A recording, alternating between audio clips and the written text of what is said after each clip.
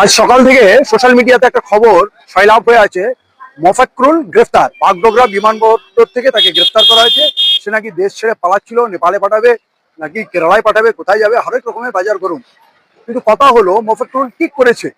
মোফাক্কুরুল সুজাপুরে গিয়ে একটা জনসমাগমে, সেখানে মঞ্চ ছিল না, গাড়ির উপরে দাঁড়িয়ে কিছু বক্তব্য দিয়েছে। এ ধরনের বক্তব্য ও প্রায় দিয়ে থাকে। এবারের ইস্যু হলো এসআইআর এর কারণে আন্ডার আইডেন্টিফিকেশন থেকে যে নামগুলো ডিলিট হচ্ছে, তাতে পশ্চিমবাংলার মানুষের মধ্যে ব্যাপক ক্ষোভ।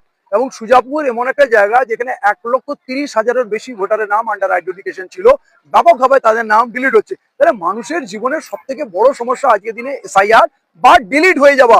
যারা হাজার হাজার বছর ধরে এই ভারতবর্ষে আছে, প্রথম দিন থেকে বংশ পরম্পরায় তারা ভোট দিয়ে আসছে, তারা ট্যাক্স দিয়ে আসছে। এই দেশে তাদের কাগজের প্রমাণের কোনো অভাব নেই। যাদের সরকারি চাকরিজীবী আছে, পাসপোর্ট আছে, না জানি জমির দলিল আছে, কত কিছু আছে, এত থাকার পরেও কিসের ভিত্তিতে তাদের নাম ডিলিট হলো?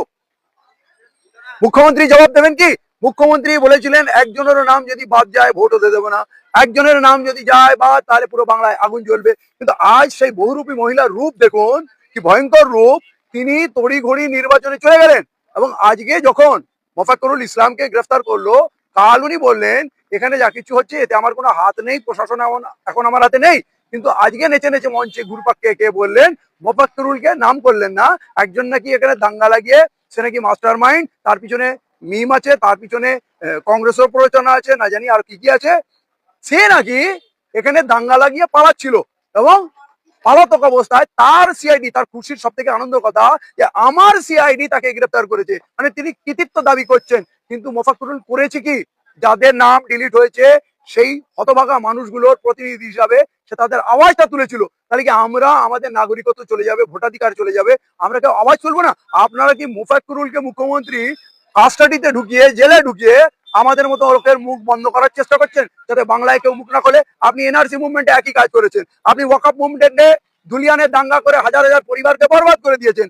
এখন আবার দেখছেন যে মানুষ উত্তেজিত, এই এসআইআর নিয়ে পুরো বাংলা তোলপাড় হবে। তো আপনি ভাবলেন প্রথম বেলায় এমন ঝটকা দিয়ে দিই, কিন্তু আপনি একটুও দুঃখ প্রকাশ করেননি মোথাবাড়ির কাণ্ডে।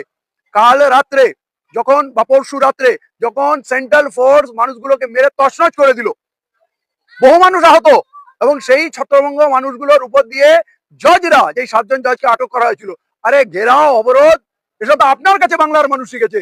6জন জজ সাহেব যারা মানুষের জীবন ধ্বংস করছে, তথ্য প্রমাণ থাকা সত্ত্বেও তাদের নাগরিকত্ব হরণ করছে, তাদের ভোটাধিকার হরণ করছে, ভোটার লিস্ট থেকে তাদের নাম ডিলিট করছে, তাদের শুধু ঘিরে রেখেছে, এটা বড় অপরাধ। আপনি সেই লোকগুলোকে, জনসাধারণ নাগরিককে, আন্দোলনরত নাগরিককে জজ সাহেবরা গাড়ির চাকার তলায় পিষে দিয়ে চলে গেল।